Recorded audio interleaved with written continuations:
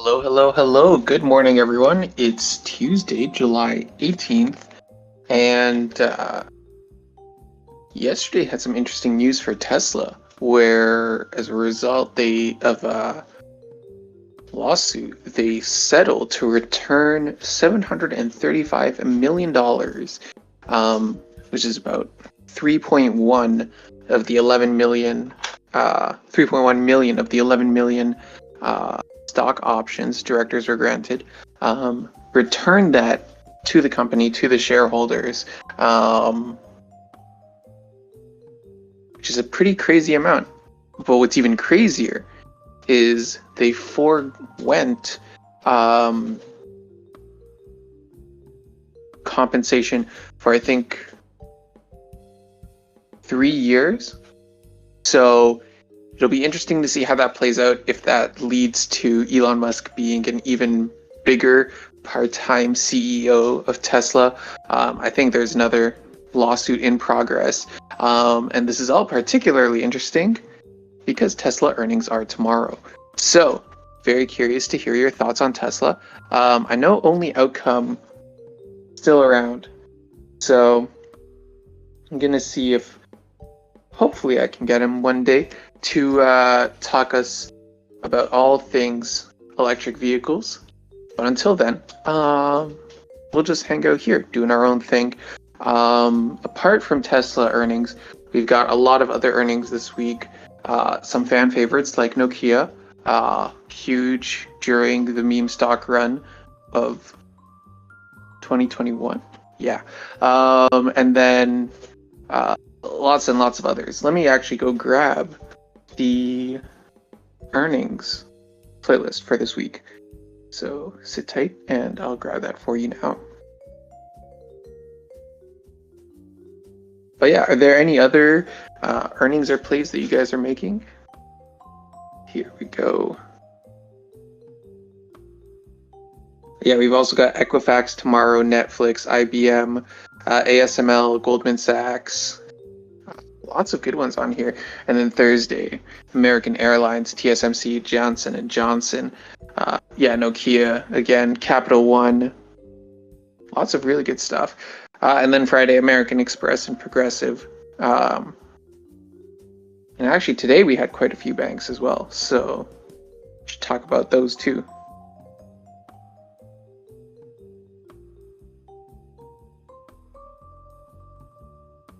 Post. Here we go. So there you go. Oops. Should have earnings in the comments now. Sound of Culture, excited for Netflix earnings. That's Wednesday after hours. You're selling into the volatility, so I guess writing calls or writing puts. Maxwell online taking the opposite direction, going long volatility. He's got calls on LMT. Oh, you're buying calls and selling before close. Interesting.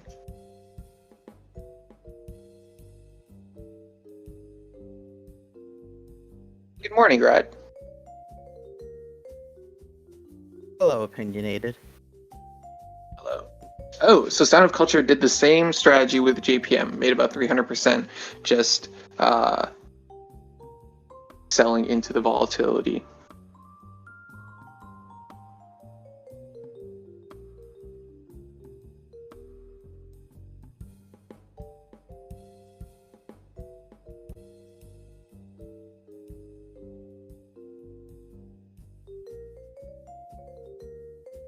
Rylar can't join us today, but he will be hosting the Tesla earnings call. So strongly recommend you all hit interested on that so you get a notification. But 64 people interested already, so should be quite an entertaining event. And knowing Elon Musk, there's always something of interest going on.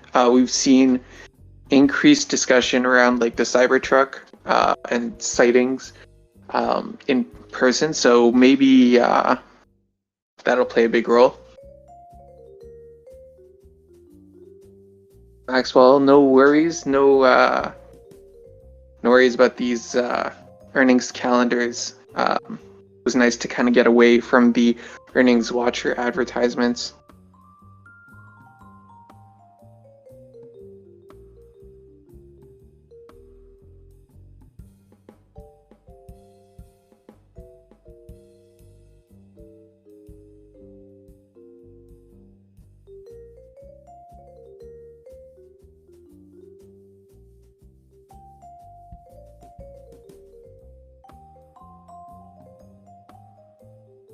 What's your play today opinion?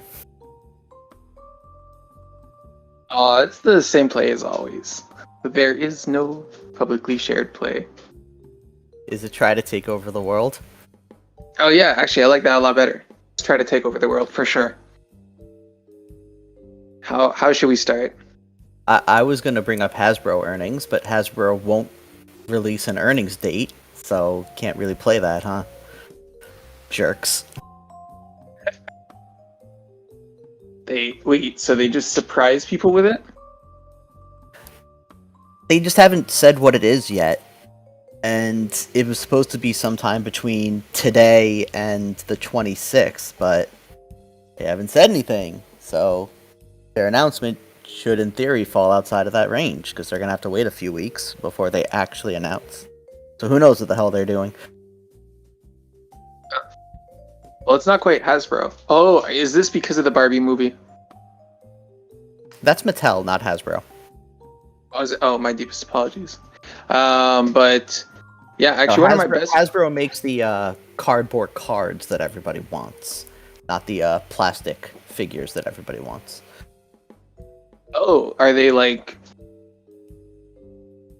doing the manufacturing for like Pokemon, Yu-Gi-Oh, and other card collections? Or they have Magic their... the Gathering, which is like 77%. It's 15% of their business, but 77% of their revenue. It's where all their money is. And what's been changing in Magic the Gathering? Didn't they have that big? No. Never mind. Yeah, what's going on with that? No, you're right. They did have that big. They had a big Lord of the Rings set that everybody was all hyped about, including a $2 million card. Whoa! And it was found in Canada. What? So $2 million American dollars in Canada? That's like enough to buy Canada. Pretty sure he's the richest Canadian to ever live at $2 million American dollars. Okay, it's not that bad, but that's an interesting strategy. But interestingly enough, still can't afford a house in that Canadian housing market. So that's rough. Although, hello. I wonder when Magic the Gathering will come out with a similar movie. It seems like all these gaming companies are coming out. We had a Dungeons and Dragons one. We've had Dungeons and Dragons, by the way, is also owned by Hasbro because that all falls under Wizards of the Coast. Okay, see, I thought so. But also, their movie did not do well, so not exactly a bullish thing. I actually didn't hate it. It was alright. It was better than the first one with the Wayans brothers. Not that I have any problem with the Wayans brothers.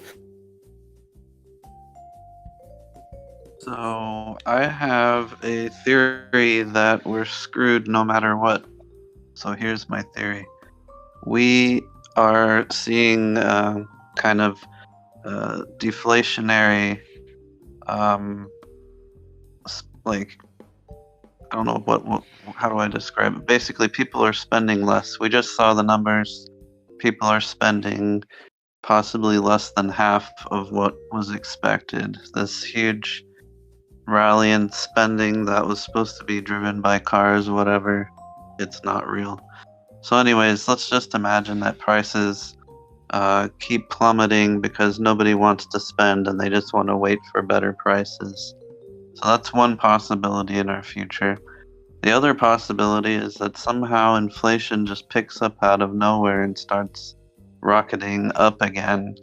Okay, so in the situation that inflation starts rocketing up again, the Fed is going to want to definitely raise rates more to try and curb it. In the situation where prices are going down out of control, there's not really much they can do about it. they haven't really expressed any desire to lower rates because inflation is still too high, regardless. Um, so our only hope of somehow getting this Goldilocks scenario where we don't fuck every company by lowering prices or don't screw them by raising rates is like we have to have some sort of perfect interest rate and perfect situation where everybody spends like the perfect amount of money. Like it's very ridiculous. From what the Fed has never really successfully controlled anything, so it just doesn't seem likely that we're gonna get perfection and get this like super soft landing where we just perfectly, escape all of the problems that we're in. That's all. So I don't want to be mean, but you essentially just said if we have runaway inflation or runaway deflation, that will be bad. And also, it's impossible to not have runaway inflation or runaway deflation because you just can't do it, so it's going to be bad. Which, while those are true statements, you didn't necessarily have like we're going to have runaway inflation because this or that, and they're also very contradictory scenarios. So like I get what you're saying, but it's kind of like I saying just if a really didn't meteor say hits us, the why. Earth will end. But like that's true. Right, but people are spending less. We can see that as a fact. So why would they be spending less? Well, the things we have going for people spending less are they're pretty much maxed out on their credit. There's a credit crunch. There's less lending going on. We have people that are going to have to start spending on their student loans, and they're starting to adjust their budget to take that into account. Housing prices have started upticking in a lot of areas right now, especially my area. I've seen my house value almost go back to close to the peak. So that's pretty crazy. So people are going to be spending more on rent. Um, there's really all these. There's like even ridiculous ones. Like it's just so fucking hot outside. I'm not gonna go to Disney World and fucking burn and spend my money there. We're hearing about empty theme parks. There's just like there's so many things making people not want to spend. So I'm leaning more on the deflationary right now. But we don't know if there's some wild card that's going to send inflation like shooting higher that we can't foresee. But I don't know what that is. So for me, I'm betting more on deflation. So if we're in a high inflationary environment, which I think most people can agree on, and you're predicting deflation to come into place because of very high rates, which is discouraging the consumer from spending, aren't you essentially saying the Fed's tools are doing what the Fed wants them to do, and it's pulling money out, which is going to reduce inflation and ultimately head in the direction the Fed would like it to head? What's going to happen is when this deflation starts becoming more and more apparent, we're going to see basically all of the profit margins that have been inflating throughout COVID, all of those are going to have to undo. You're going to see basically a reversal of growth on literally everything. You're also going to see stuff like ad revenue plummeting, and it's going to have a massive effect on the stock market, which will in effect reduce the amount of extra money people have because all of their stocks will go down. Not to mention the companies having to adjust for the fact that they hired expensive people and now their profit margins are basically shrinking away even faster. So we're going to see layoffs, which will cause even less spending, and it's going to spiral out of control.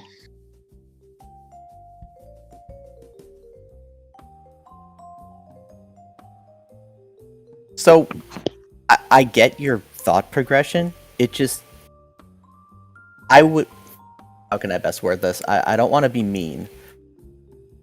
I would assume ultimately that A, companies are capable of taking on deflationary moves in high inflation times, that they would anticipate such things, And B, if that's the Fed's goal is to pull money out of the supply and they've used their tools to do such, and let's say your scenario comes true and people are now not spending because rates are too high, well, if the Fed raised rates and they lowered spending and inflation is greatly decreasing, the Fed has the tools to just lower those rates and put people back to being able to spend, right?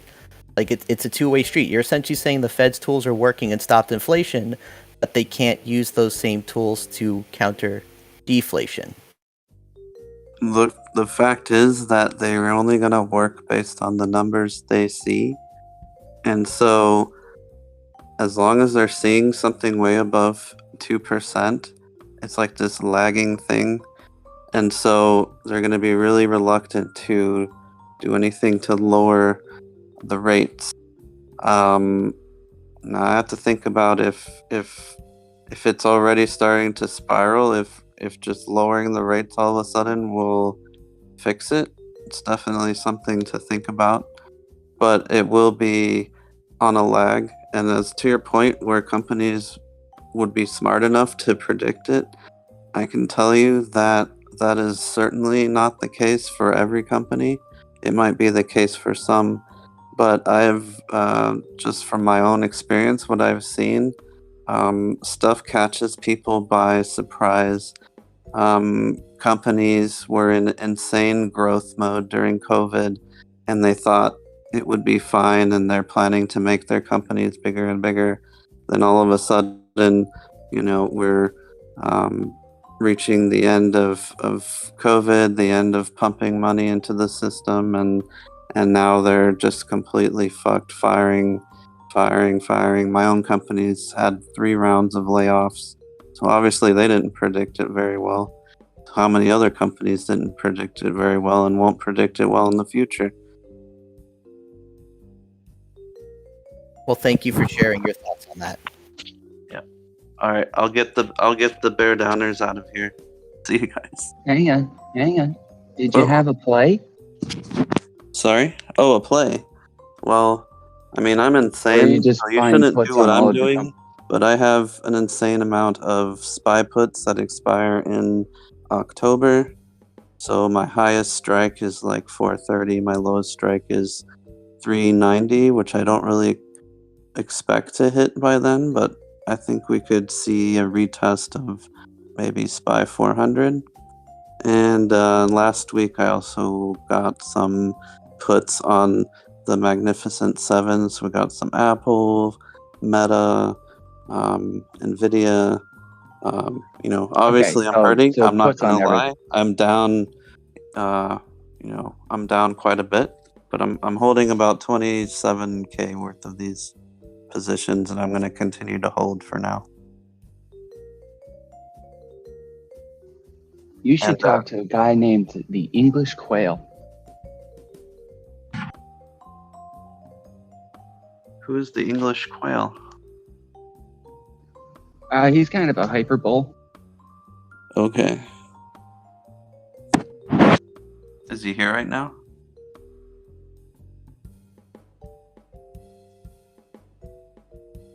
Well, let's see. Is there anyone in the audience who'd like to take the bullish side? Who isn't? Who's got a little bit more optimism than our friend Strictly Bear here? Feel free to raise your hand. The English Quail. He's not in this call. But if English Quail comes in and writes some bull thesis, definitely at me. I would love to read it.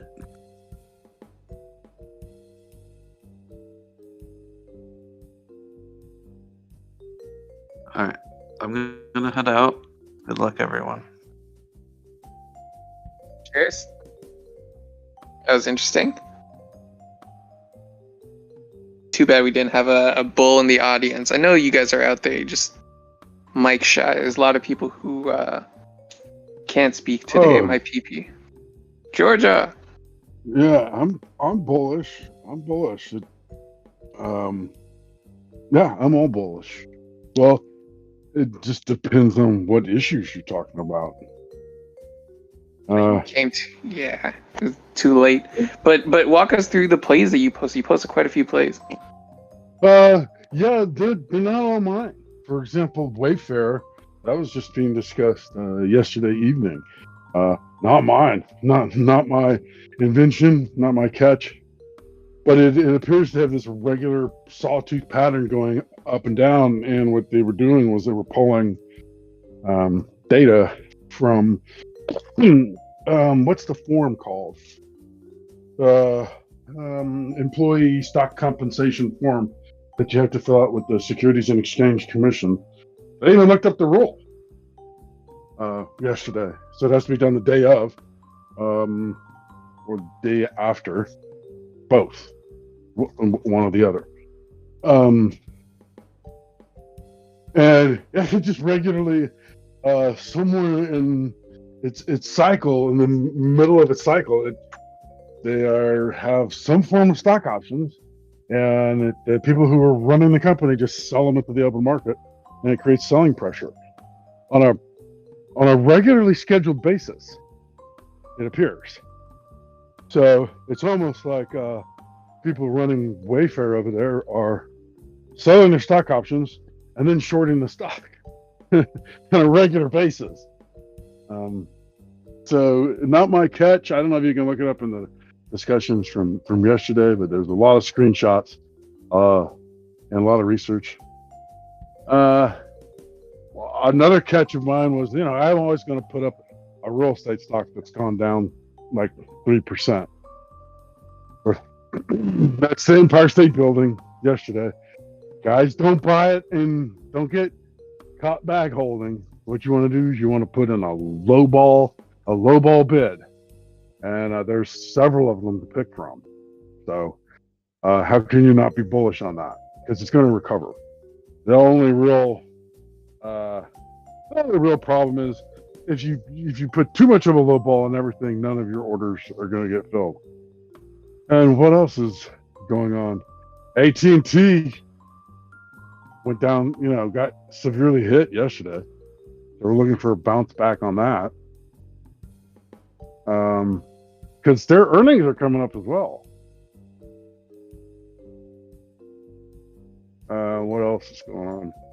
I have to look. There's been so much going on that I'm getting dizzy, keeping track of it all.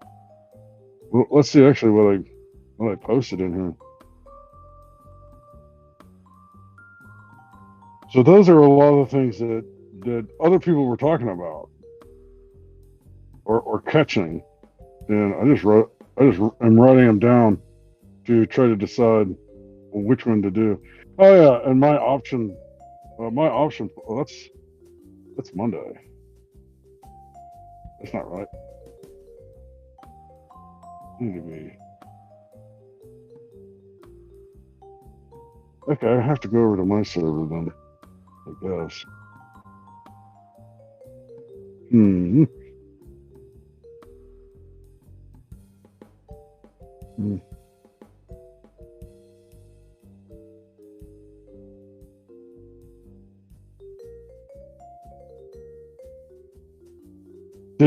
Did I post Monday? I don't think I posted on Monday.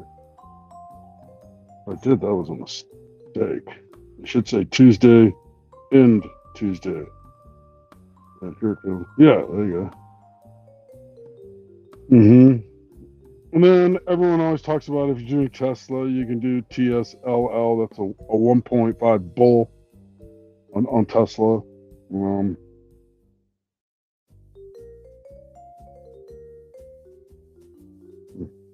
Fisker is delivering vehicles, so in my opinion, it should be on the radar.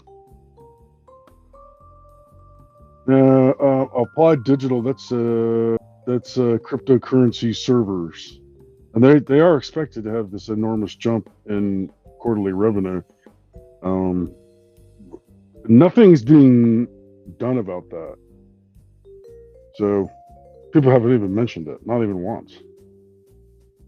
All right. So yeah, I'll be looking to sell these options on an ongoing basis. And then what I'm doing is actually listed in there. Low balling,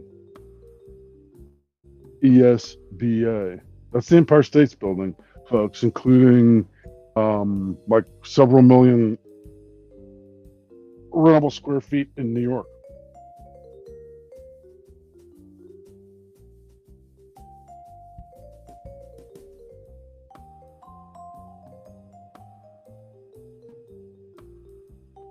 Georgia, did somebody try to sell you the Empire State Building? What, like on the sidewalk when I was like walking by in New York? No, I've owned it in the past. It's real estate. It's going to go down. It's going to drop 3% in a day. Now, if it was 1%, okay, 1.5%, okay. But I mean, the rationale behind that, okay, this rationale works. I've done this like many times. Is that if you have a resource, okay, and it's relatively fixed, like a piece of real estate, or for example, a vault that has something in it, okay, the value just doesn't radically change all of a sudden. Granted, 3.3% is not radical, but it shouldn't massively fluctuate. It shouldn't even really fluctuate very much at all. Not when you're talking about millions of leasable square feet of New York office space. So the goal is to pick up the dividend. You see, so once again, the rationale is that people are exiting that particular issue, and they have some good reasons to buy Tesla, to buy Fisker, to take advantage of earnings season. But 3.3% is low enough to keep an eye on it and try to pick it up. The reason is you'll make a 1% instant just right away the next day if you can get filled. That's the goal.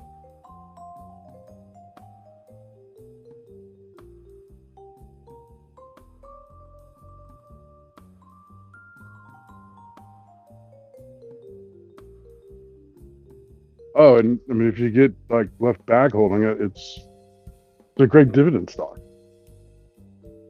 So no push to buy it.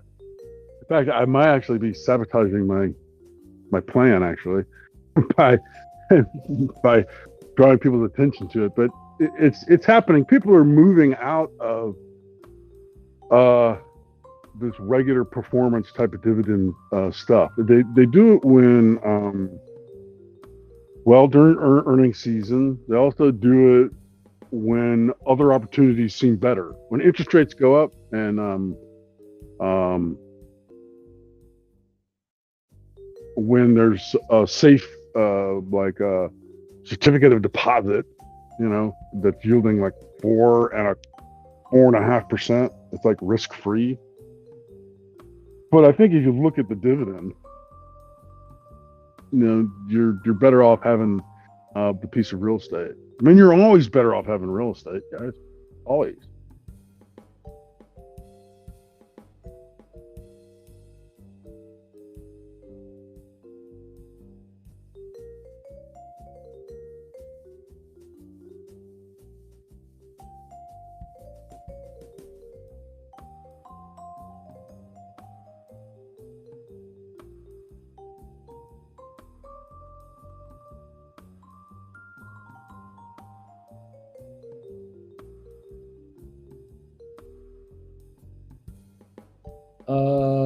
It is very quiet in here, but I'm gonna quickly make an announcement, if that's okay with everybody. Add a play to it. Add a what? Sorry, add a play to it. It's a dumb joke. Oh, so I have a quick announcement. We're streaming John Wick Chapter 2 tonight for movie nights. And then this Friday, we're watching back-to-back Barbie and Oppenheimer. So please come on out for those. I've heard we're just gonna stream them back-to-back on Friday night. hopefully the service I use has them by then. Other than that, yeah, back to you guys. I don't know what you've been. Where will it be streamed? In the Wall Street Bets movie theater. Oh, also tomorrow, supposedly at 5:30 p.m. Yep. on this forum, we'll have our earnings call for Tesla. Yeah, and I believe that's being put on by Ryler, if I'm not mistaken. Did he just say that you guys are streaming movies Yes. online? Yes. I mean, on the page, yeah. So Yeah. you'll see it on the page, okay? Yeah. It'll be on in the Wall Street Bets movie theater. And then Awesome, thank you. yeah, and then at the rest of the week, so on Saturday we have John Wick Chapter 3, and then on Sunday we're going to be finishing up John Wick with Chapter 4. I do want to give a little bit of a reminder. Sunday, October 1st at 8:30, we're going to start our Wall Street Bets Halloween movie marathon, where every night at 8:30 we'll be streaming one horror movie a night for 30 nights. And we're going to be starting off with the Paranormal Activity series franchise. Try to get Jeepers Creepers, the first one. Well, I'll definitely put it in the lineup now. I think I have a VHS. I think I got the first release in VHS. Thanks, Swift. Jeepers Creepers? We'll put yeah. Along with we'll be watching Scary Movie 1 and 2. As long as it's not too out there especially for server rules, I have to still, make sure that the movie is not violating those. And Discord's terms of service. We should be good if the movie has not a lot of nudity. I mean, if it's one scene and it's 5 minutes and it's a 2-minute scene, then that's fine. If it's not too gory, I probably won't be playing the Saw franchise. But I'll ask. We might be playing the Final Destination ones too, so we'll maybe have those ones too.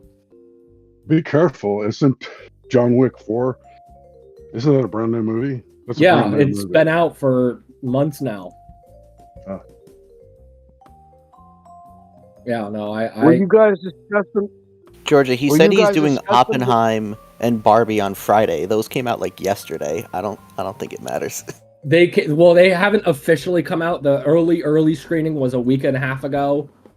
Early screening is Thursday night, but it's officially opens Friday night.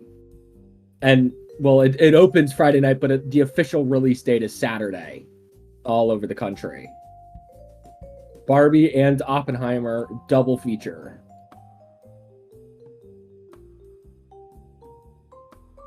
Sounds like calls on movie theaters. Yes, it does. I wonder which movie theater I'm gonna pick. Yeah. So the other thing is I saw somewhere that there's you have the ability to watch Oppenheimer as Christopher Nolan intended you to watch it. I'll figure out how to find that information for everybody if you guys actually want to go see it live in theaters. But I will be streaming it on here. Obviously, it won't feel as as good as what Nolan intended the movie to be. But I'll make sure that I'll find out. Yeah, certain theaters have the technological capabilities for you to make it for the feeling to be when you were experiencing the first atomic explosion for the first time back then. But obviously, I can't recreate that here. So I'll look and find some movie theaters around the country and some that are international for if anybody actually wants to go experience it how Nolan intended it to be experienced.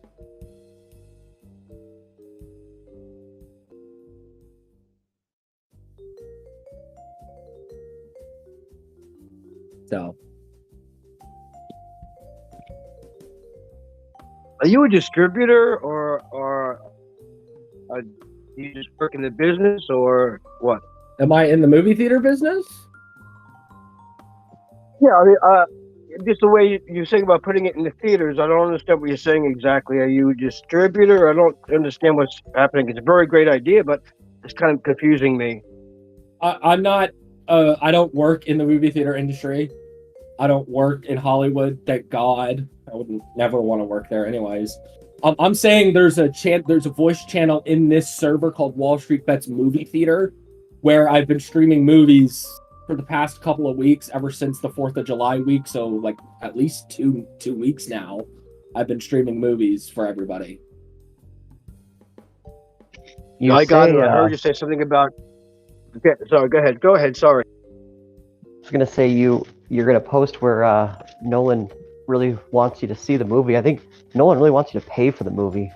Like, not he doesn't give a shit where you go see it. He wants you to pay for it. Yeah.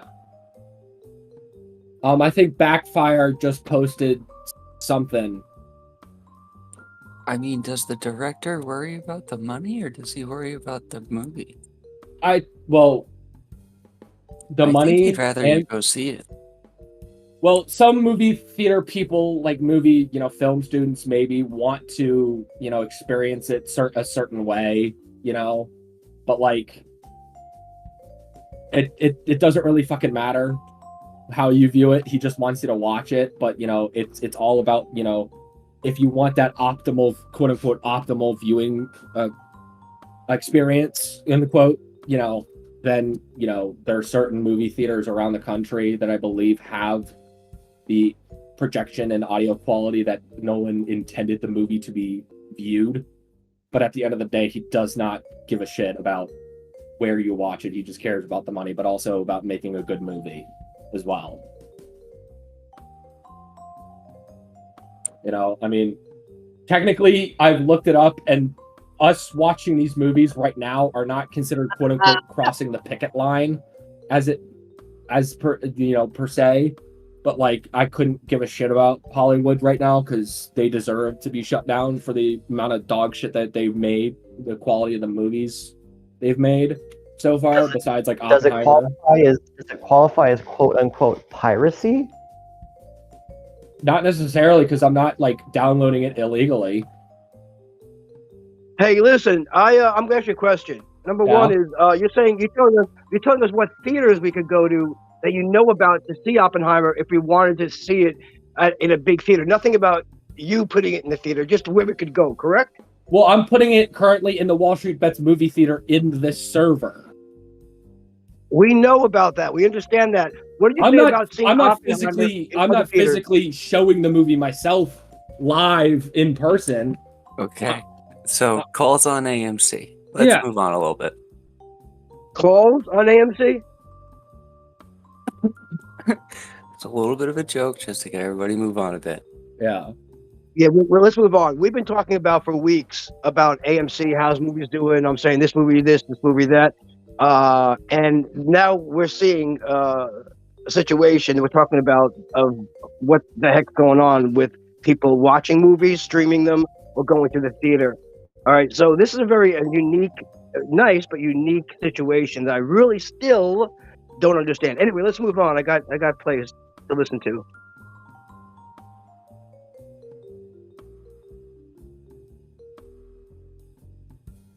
I think I was talking with Eyes of the Valley or Lebowski Ground, and one of the two. But we did a cast secured put on AMC last Friday.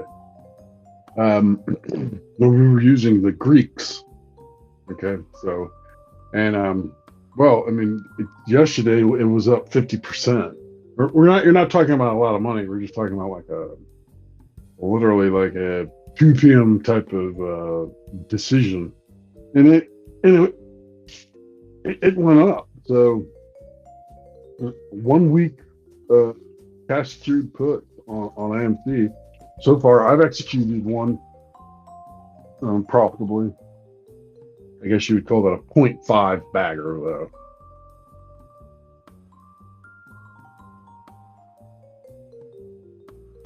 If it was I last gotta- week, that was Lebowski. I've been in it for a few months now.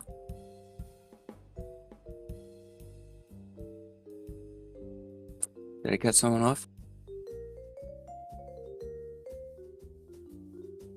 Yeah, I just wanted to chime in real quick. I wanted to see if anybody want to talk about some hurricane plays with the seasons coming up. We're supposed to get some pretty nasty weather, especially here on the coast. So, anybody with good hurricane plays? I have one. Home Depot and Lowe's and many of the insurance carriers. However, those won't technically you won't see those numbers until way after the storm. They won't be like instantaneous, but I bet like 2 or 3 like maybe 1 or 2 quarters after the storm hits and then goes away, and then the cleanup. Yeah, generator companies as well, and definitely, insurance. Yeah, Generac is Generac publicly traded? Energy, and then home building. That could actually be a good play today. Hasn't the tri-state area, like the Northeast, been getting hit with a whole bunch of storms and shit recently? Yes. Yes. However, there is a caveat to the insurance plays. Many insurance carriers in the state of California and the state of Florida are starting to drop coverage for certain houses, for certain house insurance policies that are in certain areas, especially within California due to wildfires, among other natural disasters there, and then in certain areas in Florida due to hurricanes. So houses more on the coast are less likely to be insured, and yes, Louisiana too. But I've only heard so far that California and Florida insurance carriers want to raise premiums on those homes, or not even give those homeowners any house insurance at all.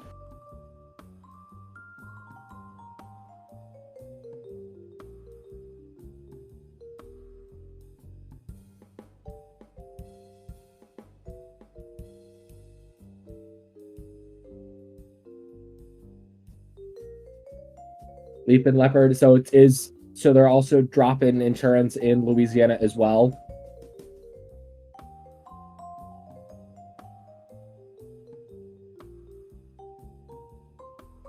Gulf Coast, okay.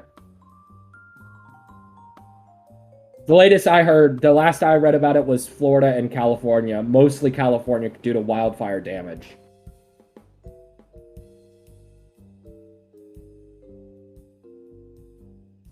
So those are your hurricane plays, if you are interested in those. However, I haven't heard of many hurricanes actually fully forming and then, coming towards the coast, so I could be completely wrong on that. Well, with Activision, the FTC has appealed the decision that the judge made earlier. I believe it was last week that the judge made that decision. So from what I've heard, the FTC is currently appealing that decision, but it still has to clear in Britain as well. I believe the EU has cleared the deal. Don't quote me on that. EU has cleared the deal. The EU has cleared the deal. Okay, so yes, the EU has cleared the deal. So I believe we're still waiting on Britain and the United States to clear it. I believe The deal is due today, so it's going through. Okay. Yeah, that's when the contract expires. They're just waiting on the CMA because the FTC lost in court, then they appealed, then they got shut down, so they've lost twice. And Okay. then, yeah. The FEC or the FTC? The FTC. Okay. My bad. It's okay. The CMA is the only people that Microsoft and Activision have to worry about right now. CMA, and who are they? The Competitive Market Authority in England. Okay. The whole UK situation. So currently in the EU and the US, the deal will take place, but however, in Britain, it is still up in the air. What happens now? They're looking right now to sell their cloud gaming rights, to an independent company or something like that, or they're basically trying to bribe the CMA off because it is Microsoft, and everyone's in the world's approved it right now. So didn't they already strike a deal with Sony to make sure that no games were taken off the PlayStation Network or whatever? Yeah, it was just to appease like the CMA and all that. Because Okay. they have the ability to what's it called? Take away like all Activision games off of all platforms, but I looked and there's actually more PlayStation like COD players and Activision players than Xbox, so they would lose like 30 to 40% of their revenue Okay. from Activision. So the deal is supposed to wrap up today. The deal expires. The The deal deal expires expires after today, so they can walk away, renegotiate, do whatever. Well, I don't think if Microsoft is already trying to get the CMA off their back, they're obviously not going to walk away from this deal. Microsoft is going to do anything to get this deal done Well, yeah. because they have it like they can see the finish line right there. Mhm. And will the new giant corporation just be Activision Microsoft, or will it just be straight up Microsoft? I think it's just going to be straight up Microsoft. Okay. I don't exactly know how that'll turn out. Okay. Well, it should be interesting. I'm very bullish on it. I think they'll clear it. And Activision may ask for more money or may just not worry about it and just sign the extension. Just to get it done? Yeah, because I mean, they're right there and then they'll have to renegotiate if they ask for like $3 billion more. And ideally, I would like them to ask for more money so I can get more money, but probably not.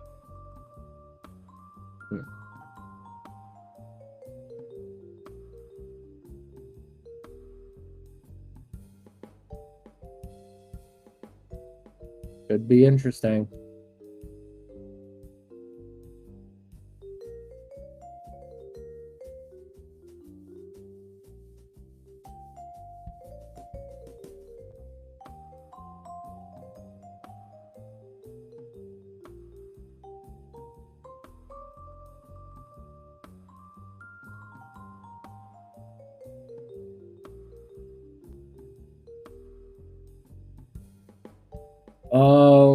As of yesterday, reported by Reuters, Microsoft are in talks to extend the deal contract with Activision per a source.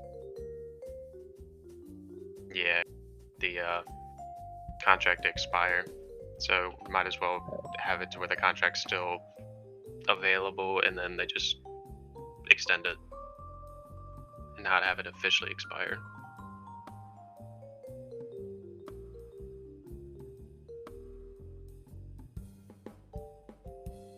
I think if Activision asks for more money, then they will have to, the CMA will have to look it over again. Yeah. Because the contract has actually changed and it's not just extended. Yeah, there's a.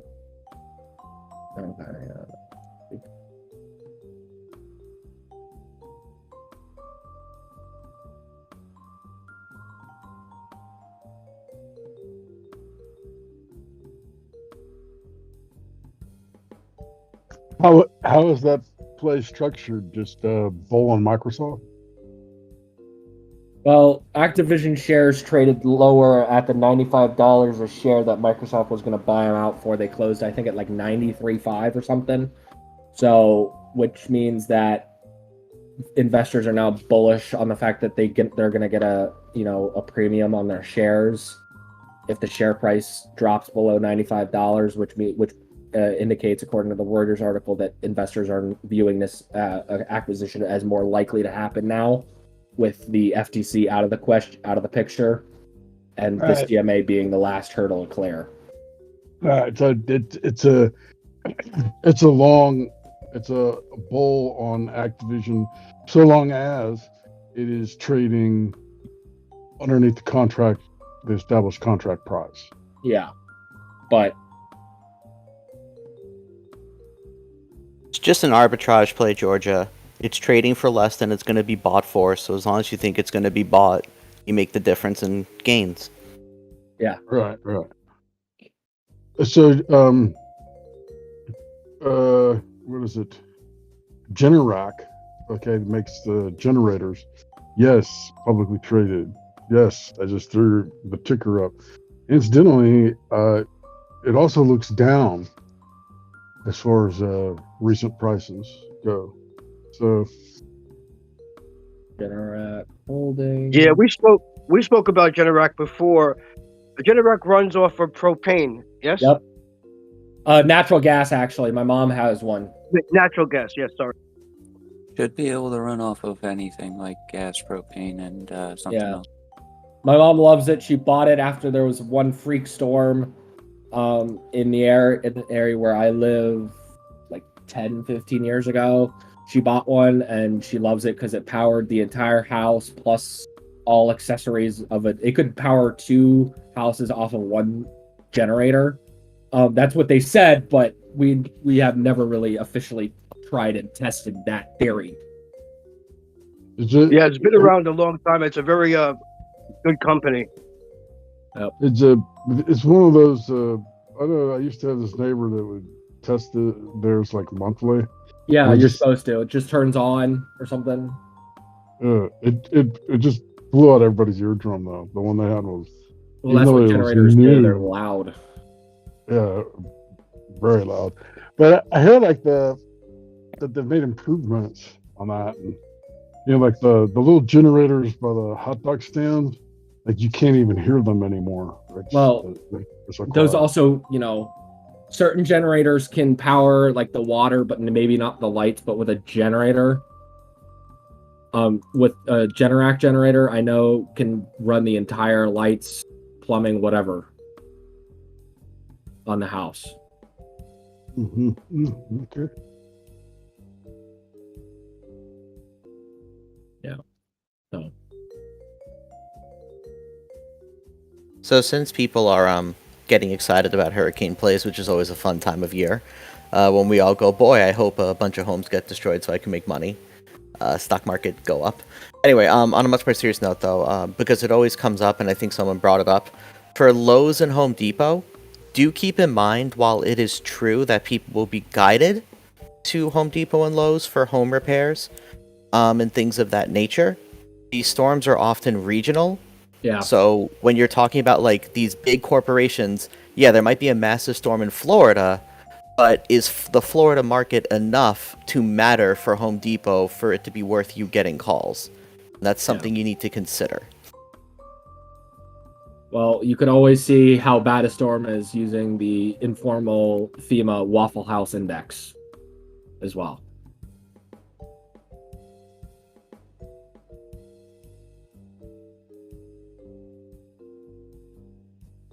But I do agree with what Eyes just said about how they are very, very regional. That wasn't me. Or that was me, but it's okay. Sorry, Rad. It doesn't. Nah, Eyes. Listen, all the credit goes to Eyes. Very smart guy. I'm cool with this. But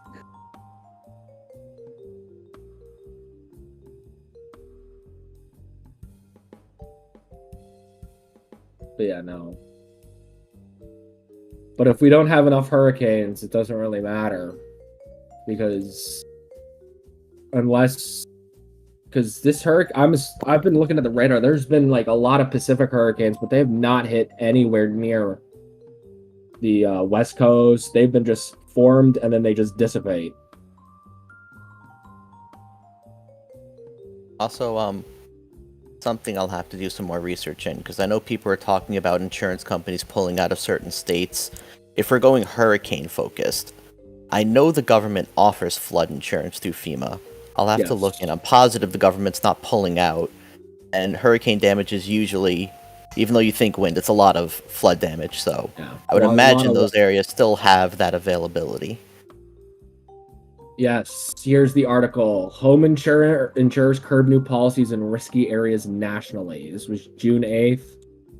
But it's still, it was still written this year. I will copy and paste the link article right here. But I'm just saying, I would imagine for things like flood insurance, which is the supplemental insurance, that FEMA flood is still available even in those quote-unquote risky areas. Right. FEMA might identify it as risky, but they'll still offer the insurance. Yeah, but also it's not as comprehensive, and I've learned that it's a lot more expensive than the thing is certain insurance, yes, they want to raise the premium, but sometimes going with the higher premium on a private insurance is a lot better than a state insurance premium.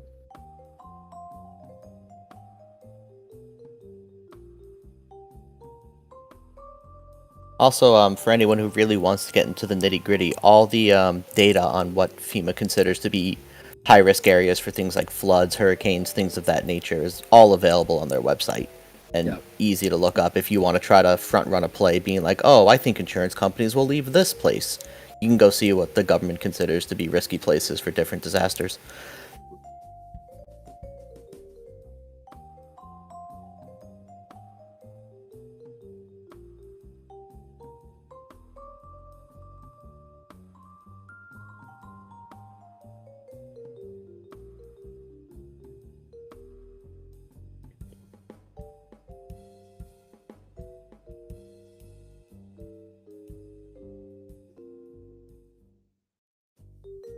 Alright, with 4 minutes left and the market almost opening, I guess we'll get some plays. I still have my $70 August calls on Hasbro. They're up a little bit. I don't know if I'm going to keep holding on to them, though, because they won't release an earnings date. And I might just take the small gains and move on if they're just not going to say when their earnings are. Because I'm getting mad at Hasbro. But that's what I'm doing. I'm still bullish on them overall. People like cardboard cards with pictures of hobbits and wizards and stuff on them. It was their Dungeons and Dragons that got you interested in that, right? This is their Magic the Gathering Lord of the Rings. Yeah. But their Magic the Gathering division is 77% of their revenue. Yeah, because, people who, like me, who play the game constantly, we just have to, because, power creep is the thing in that game. So, there is that. And it's very lucrative if they can continue to sell box sets for an exorbitant amount of money, and gamers will still come back and play. So they also do well when they have tie-ins with other fantasy games. They had a tie-in with Warhammer at one point, and at the time that became like their best-selling set of all time. Just essentially cross-referencing nerds works really well for pieces of cardboard with pictures on them. Yep, I think the first one they did was with The Walking Dead, and that was a huge success for them. They have a Doctor Who one coming out in like a year as well. Just cross-reference nerds, man. Yeah. Yeah, we got all the memorabilia things they put out, and they were pretty cool.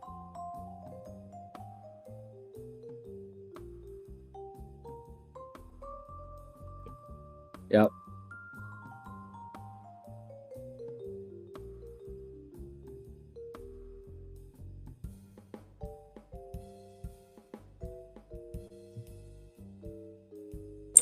Since I guess Rylar can't do it, R-E-E, new up-and-coming automotive stock.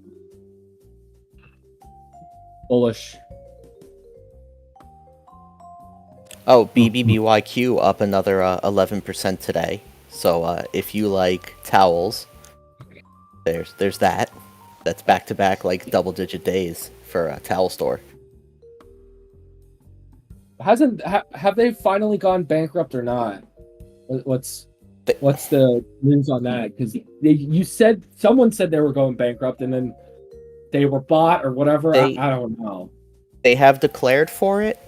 They tried to sell their assets. They only managed to sell the IP for Bye Bye Baby and Bed Bath & Beyond. Nobody wanted their actual inventory or locations. Yeah.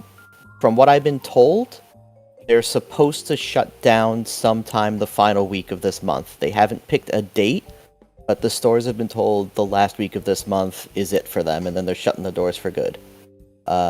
Do with that as you will. On their physical assets.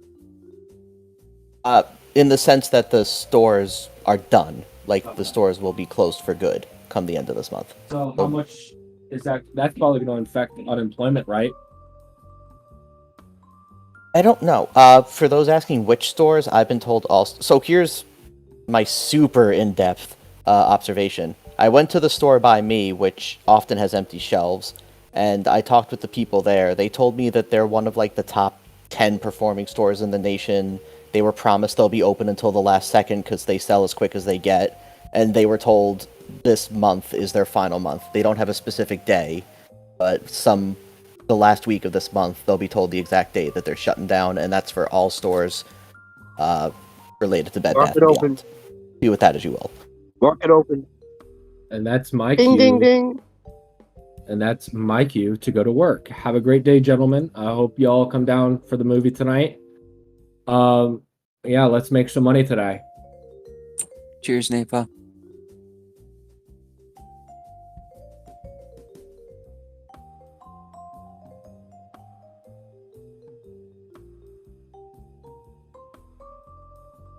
Guys, that's for Bed Bath & Beyond, not Best Buy. Best Buy is not closing stores yet. I like you add the yet. I mean, they're not doing well from what I've heard, but I haven't heard anything about them shutting down. But that's another store that a lot of what they provide, people aren't buying from them. That's a whole nother story.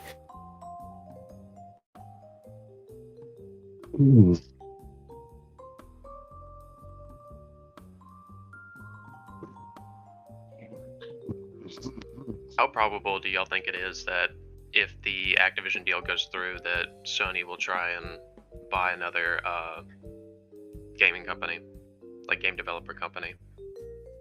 I think it's very likely, and I think out of all the ones out there, Take-Two is the one that people fear is the most likely for them to go after. It'll be expensive as hell, but Yeah. GTA is probably the biggest game out there that's available for them to try to grab. Take-Two's market cap was bigger. No, their market cap I think is 25 billion right now. It's still a huge purchase for Sony. Yeah. It's incredibly expensive, but Grand Theft Auto is that type of IP that could compete with Call of Duty. Sure, yeah. Actually argue it's a lot better because GTA 6 is probably the most hyped game in existence. It's been hyped since GTA 5 came out. The only other company I could think of that they might go for would be like a CD Projekt Red, but that's a lot smaller than Take-Two would bring for them.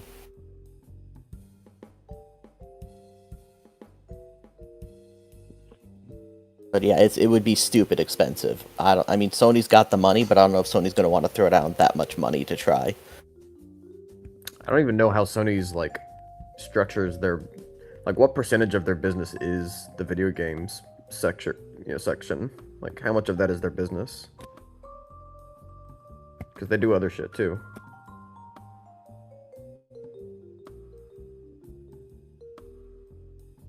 I actually don't know the breakdown. I'm going to be honest. I don't follow the console markets close like that. I know we have a lot of Nintendo bulls and stuff here.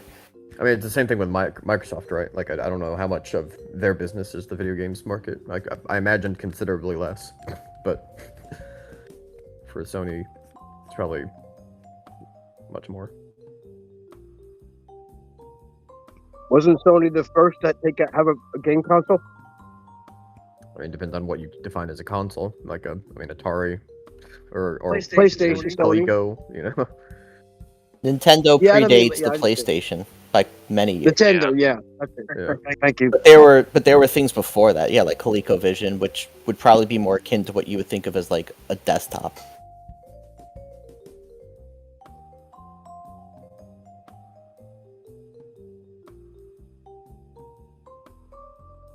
I think no, that's not true. I was going to say PlayStation was the first to use discs, but I think that was the Sega CD that did that.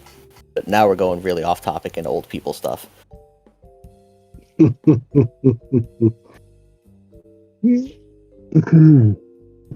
Well, PlayStation brought the DVD industry to its heights because they had a DVD player at number 2, right?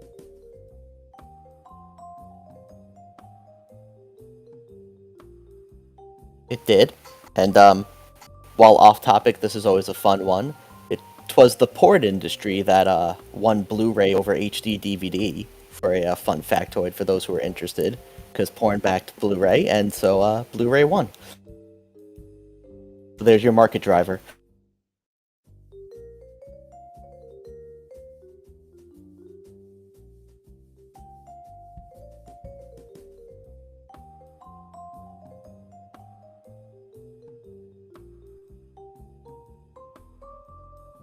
Here's an interesting trivia fact.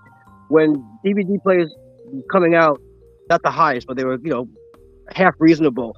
A lot of the huge set designers and major motion pictures were getting them. They were all afraid that you'll be able to see the paint, which is the rust, or this set too clear. They thought it was going to be too clear that people would see the work that was done on the set, which is very funny. And they realized it wasn't.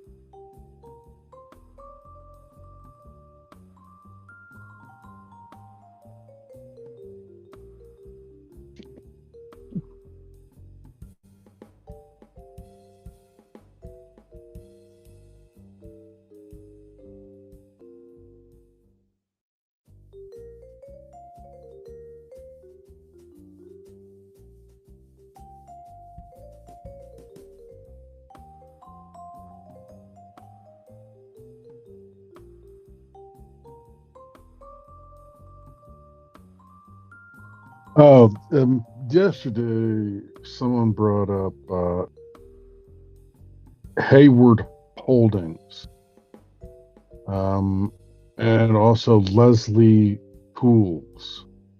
So Leslie has stores apparently, and Hayward Holdings just manufactures pool components.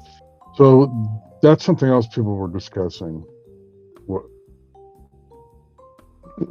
yesterday? Pool equipment like swimming pools. Also PayPal, but I don't know anything about this.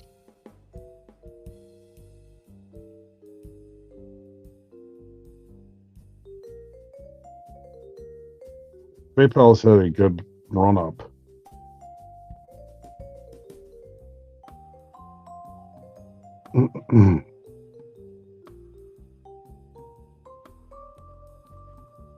I see Tesla earnings in the title. Did we already go over Tesla earnings and people's thoughts on that? Ryler was going to broadcast it at some point, wasn't he? I don't even know when those are. Are those happening? Yeah, I do see that in the events. Did anyone discuss about how them giving back their money, their compensation, is going to affect the stock at all? I think it's generally, a good thing for shareholders, because my understanding of that settlement is that there's going to be a lot more shares entering. Like, when a company sells shares, they're going to dilute the stock a little bit, but this is the opposite of that. So, on a very small scale, it's good for investors, kind of bad for Tesla as a company for losing the money, but it is what it is, I guess. 450 million or something like that. Sorry. It was like 725 million, I believe. Wow.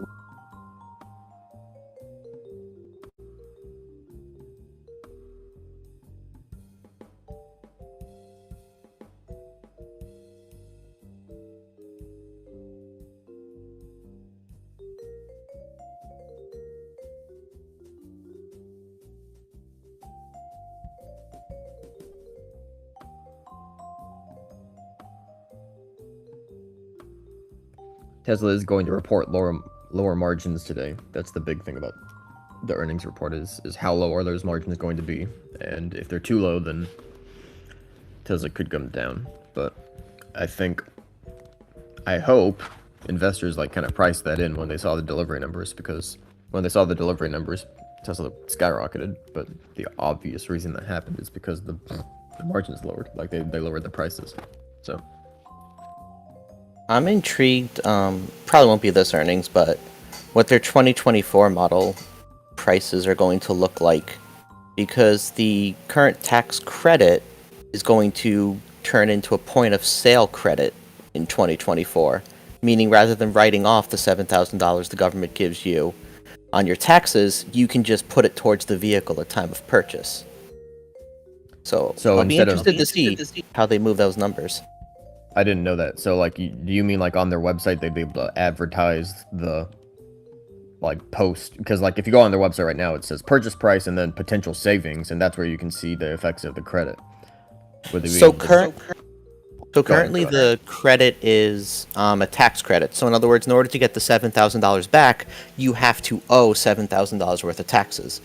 In next year, it's becoming a point of sales credit, which means that if you buy the vehicle for, let's say, $50,000, because round numbers are easy, you can just say, look, take the $7,000 off of it, the government will give you the $7,000 and I'll pay you $43,000, and that covers the vehicle.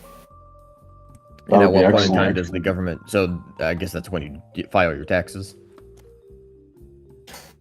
So I know it's a point of sale credit. I think at the time of purchase, you transfer the credit over to whatever EV company you're buying from. I think at this point only Tesla and maybe Chevy qualify, because they made the availability much stricter, because they're pretty much just giving the money at this point versus only reimbursing what you owe on taxes. So I think at the time of purchase, you kind of do the paperwork with them, and then they'll take it off the price, and then they go to the government to get that rebate. Kind of the same way it works for leases, I believe I've been told. I hope that made sense. Kinda. Anything involving the government's gonna be annoying and complicated, but... Another stock I had for the fun of it that's up 50% today, which is because Walmart picked it up, is Mike, the karaoke singing machine. I've had it for a while. It's back to where it was, kind of, but that's interesting. Up 47% today.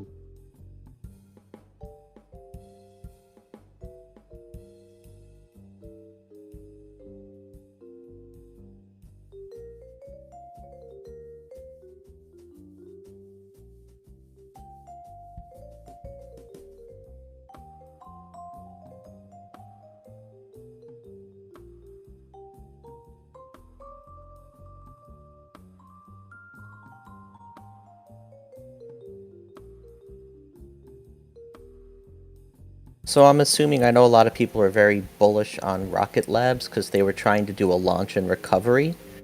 I'm assuming that went well, since they've been, for lack of a better term, rocketing up. So I'm assuming they managed to recover their rocket successfully yesterday, or the components, and rocket winning.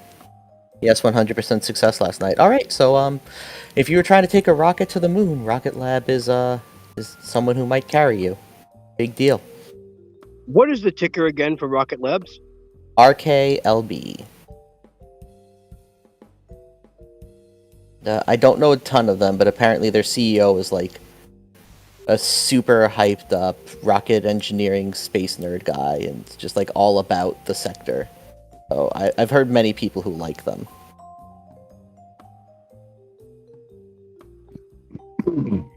Yeah, they're trading at a yearly high, though. They're trading at a 52-week high.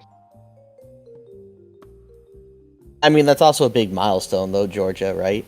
Being able to get a full recovery on their launch, so it would make sense that you would want the company to hit a high off of that type of milestone.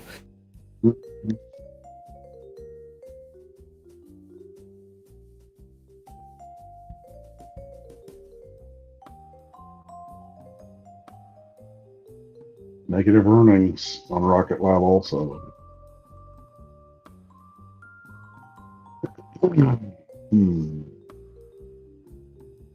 There's also a ASTS if you're a satellite man with a satellite plan. Know a lot of people like them. Hey, what's up? Can y'all hear me? Yeah, we can hear you. I came up to ask you guys what y'all think about SoFi. They got earnings coming up on the 31st, and I'm kind of bullish. Why are you bullish in SoFi? Because they have they lend to younger people.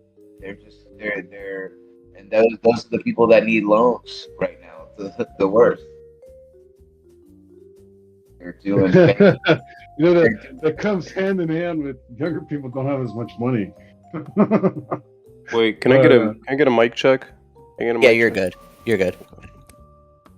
So they do lend. They are involved in student loan stuff. I know that about SoFi, but I believe even though the Supreme Court overruled the loan forgiveness, the Biden administration just put out a different version of the loan forgiveness, right?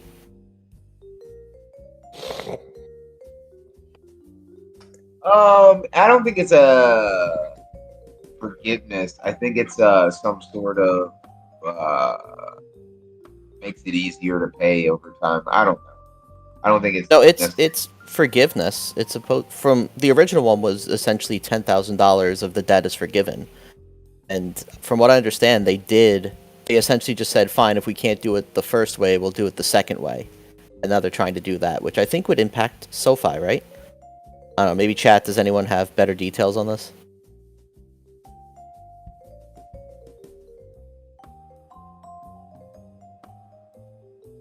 I would imagine people here know this. Come on, you guys have student loans, right? You must be paying attention to whether or not you have to pay them. I got the answer. Thank you, D gentlemen.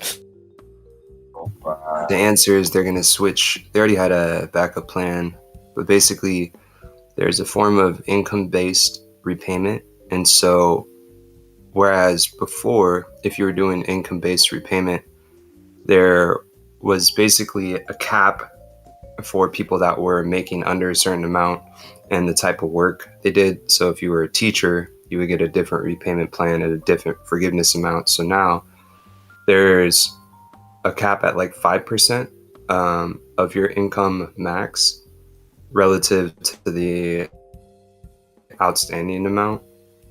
And so I think the total amount that they're going to forgive is like in the 800 billion range, something like that, in terms of interest payments.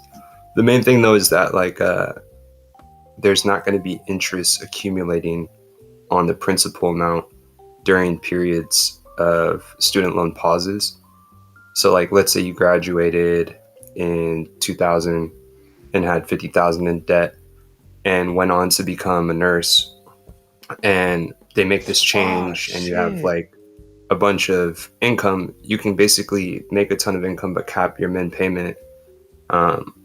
Or you could even enter into a repayment plan where they'll front load your cost of going to school with income repayment down the road. So basically it's all going to be based on income. The cap is much, much, much, much lower for people. So they'll have longer to pay it off and they won't be earning interest on that principal balance. So the principal payments will pay down the principal first. You'll have lower interest and you'll have a lower amount to pay. Isn't SoFi like a alternative to traditional banking too? They don't quite do it. They don't quite bank like the old banks do. I mean, they definitely don't go after a traditional customer that's going into like a brick and mortar store. They focus on people that are used to online banking.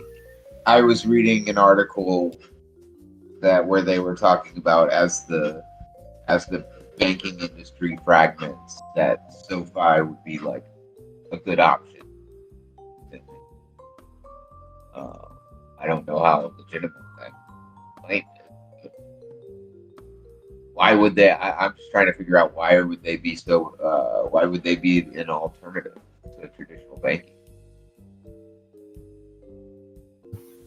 Sorry, I just want to correct something for the record. My brain is doing the inverse thing. The total amount of like the pool of borrowers is 800,000, and the loan forgiveness amount is 39 billion. For some reason, I thought 800 billion in my head, but it's 800,000 borrowers are going to get 39 billion in forgiveness. Then there's like a whole new income-based repayment plan. But for SoFi, it just means that they have a bunch of interest payments they can collect for the foreseeable future. That the initial forgiveness plan was like in the trillion range, so it's So they're come down a not. lot.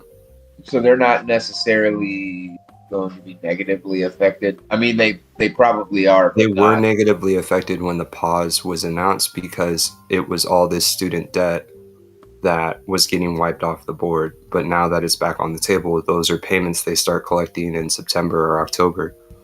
And because of the way the repayment is changing, you could almost argue that it's easier for people to pay for longer, so they have a more sustainable repayment base of borrowers. But that's speculation, so I would just play the volatility because the thing's going to be in court for a while.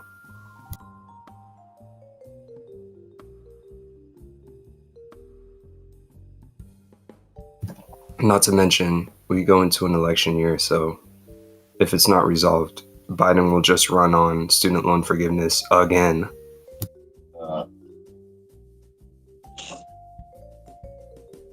It's so creepy.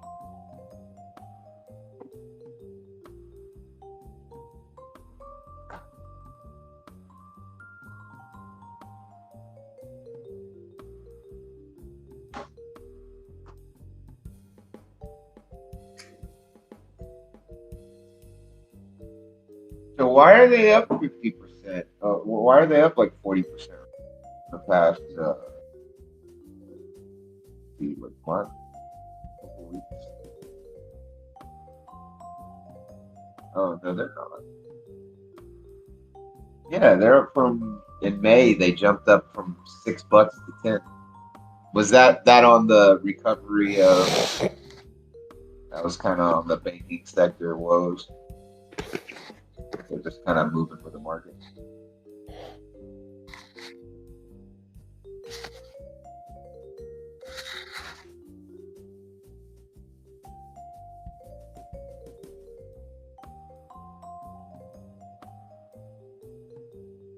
Damn, bro. This is crazy. This is crazy.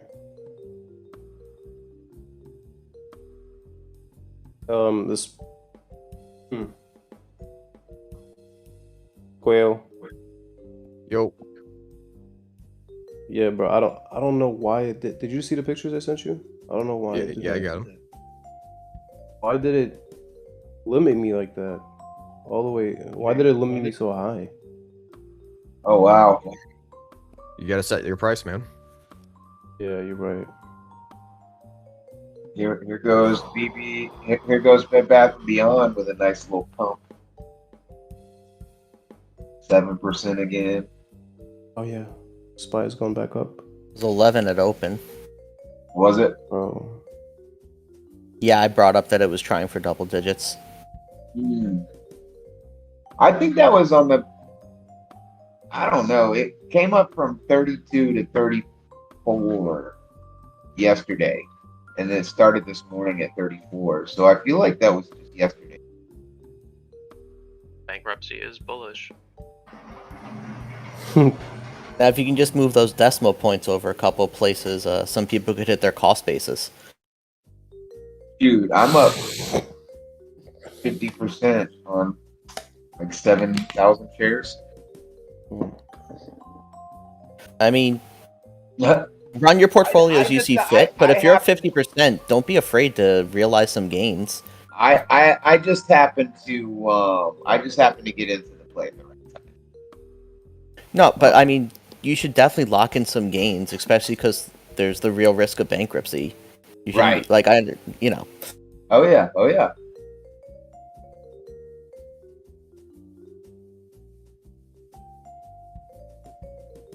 But yeah, English. It's the 28th of July. I know you have the one that's on 27, I believe. Yeah, I got the 27th. Why are they Let me moving? check the 27.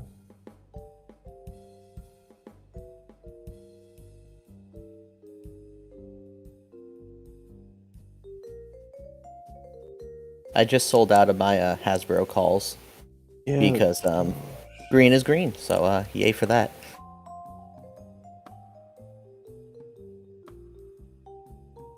Okay. All right, that makes more sense then. The 27th. Okay, that makes more sense. Yep. Yeah. Bro, I got terrified for a second, bro. I was like, I was real confused why you were like, man, I would have sold at 2.6. I don't know how you got 2.6 as your order. Yeah, I got you. So I should be good then. Yeah, we'll see what happens. Oh my god, bro, I got scared for a second, bro. What the fuck?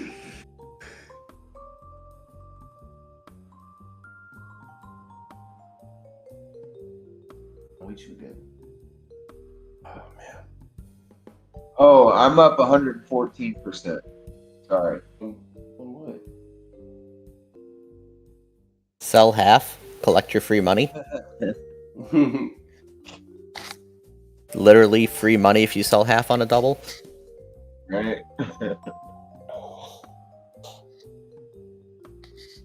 I thought I was. I transferred, so I think it took my original. I had bought shares a long ass time ago for like $5. It was only a couple, but I think it just got rid of that wash. Friendly reminder, if you are not speaking, please mute your mic so that people don't have to listen to your background noises. Thank you. Okay. Just hear a bunch of 3D printers buzzing here.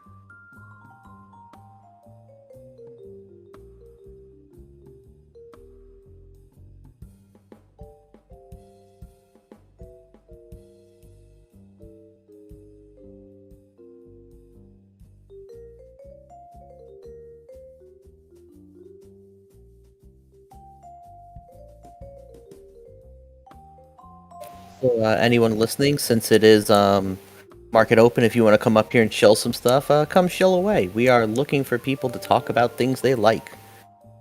Just raise those hands. We will get you up here.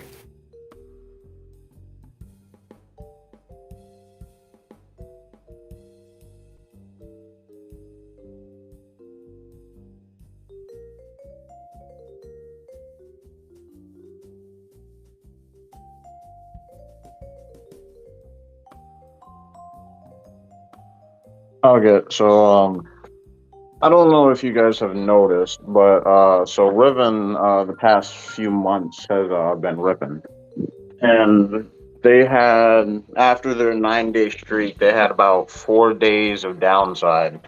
Well, the max pain is at 17 for the low end, and then 27 for the high, but 24 held over 3 days. And then there is an unusual call option of 2.5 mil, which I'm assuming is the reason it skyrocketed over a full $1.05 today. So I'm assuming that with all plus they just released today that they're building a store on the gold front, and you know rich people love their electric cars, so I'm thinking this could have a lot of upside up until earnings on the 8th. Other than that, I just got my play on Rocket Lab, and I think they're low enough to where they have a lot of upside as well, especially with them doing. They just signed 2 new missions with that Japanese company, and everything went well. Them being able to recover rockets is going to save them so much money that we actually might see them positive in the next earnings. Not immediately, but within the next year. Other than that, that's pretty much my take.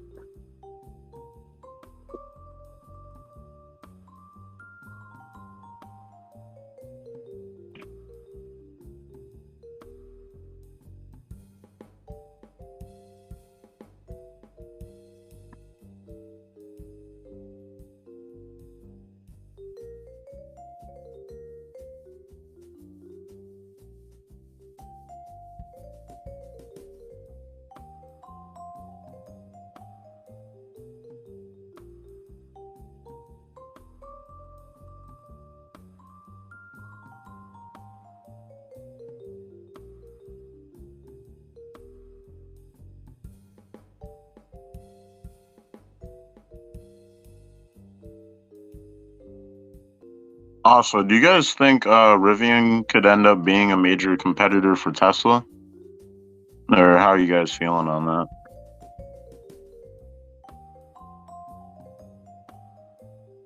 We were talking about that yesterday, about how if they even somewhat get their shit together, they could be potentially worth 5 to 10% of what Tesla is. Yeah, they're making the right moves. It seems like they're not really trying to compete with Tesla too much in like the car market as per se. Is they're taking the truck market that's already open. Well, Now I've heard a there lot of bad things. there- I've heard a lot of bad things. There is not just,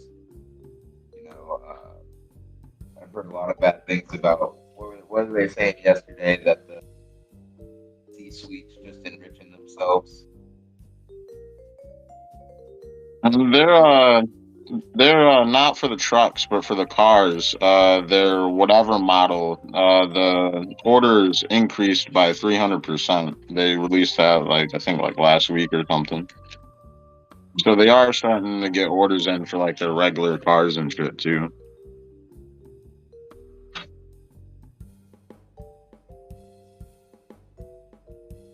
And they Maybe hit half of their production. So maybe it's Rivian we're talking about. Yeah, I think it was Rivian. yep. Fucking tiny. Yeah, it was. Oh, it was Mullen. I actually have a call on Mullen. So the reason I got into my position on Mullen was because they're dirt cheap right now. So over their whole history, they were worth a shit ton, but they're down to like 16 cents. They reversed. They had to reverse. They had to do a split, right? Something like that. I don't remember. I wasn't into them when all that happened, but I just noticed that the call was super cheap and they're already basically bottomed out. So, there's a lot of upside, not really much downside because the call is so cheap. Because there's not really many people playing Riven, so I almost bought earnings calls for the 4th for August 4th yesterday. I'll check what I think I'm 2 years out on Mullen actually. Yeah, 2025. Oh yeah. Because they're so cheap. Because they're already bottomed out. Like my calls were like $10-15 like for the set. So yeah, no. Their calls are super cheap. They're already bottomed out. They've had recent good news, so there's potential for the upside. And if they do bottom out to 0, I mean, I'm not really losing much, so I'm not too worried about it. Yeah.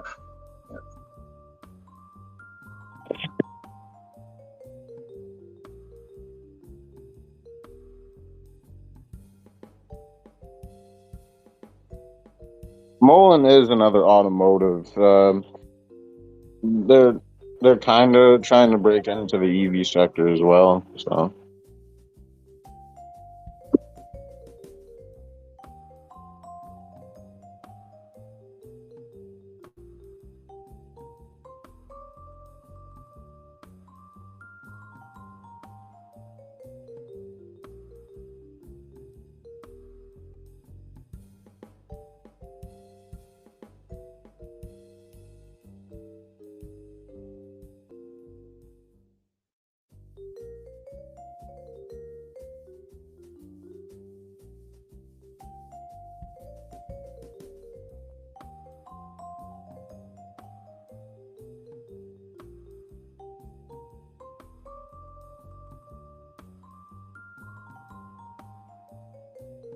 Does anyone have positions on Ollies?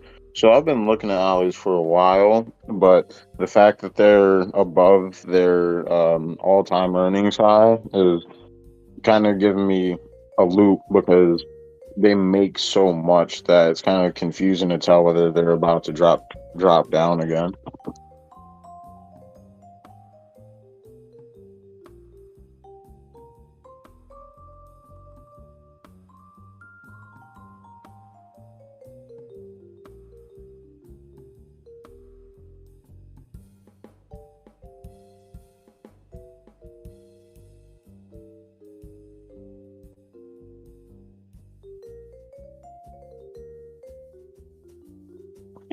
Yeah, I'm thinking if Ollie's rejects off their all-time high, that we might be looking at a lot of downside. So it might be nice for people to keep their eyes out.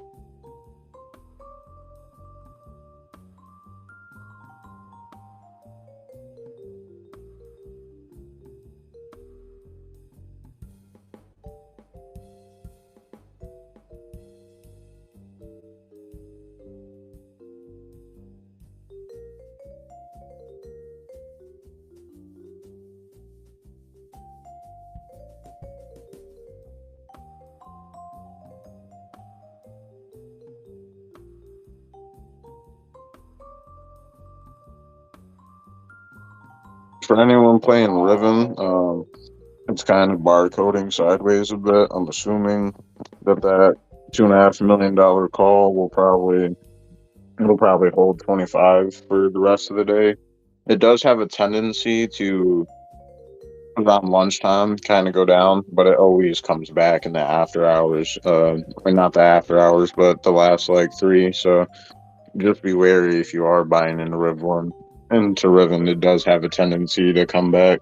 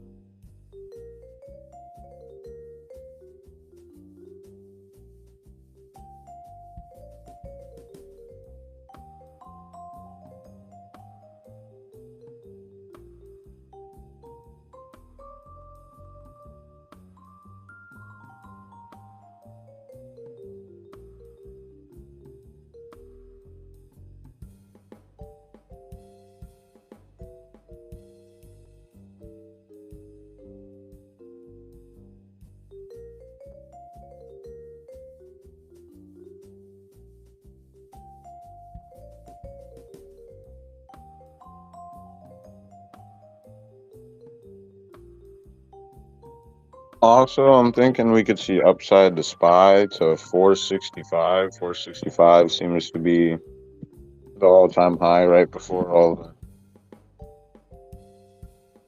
the dip. So if we end up breaking that, we might have like a run off, but we'll see.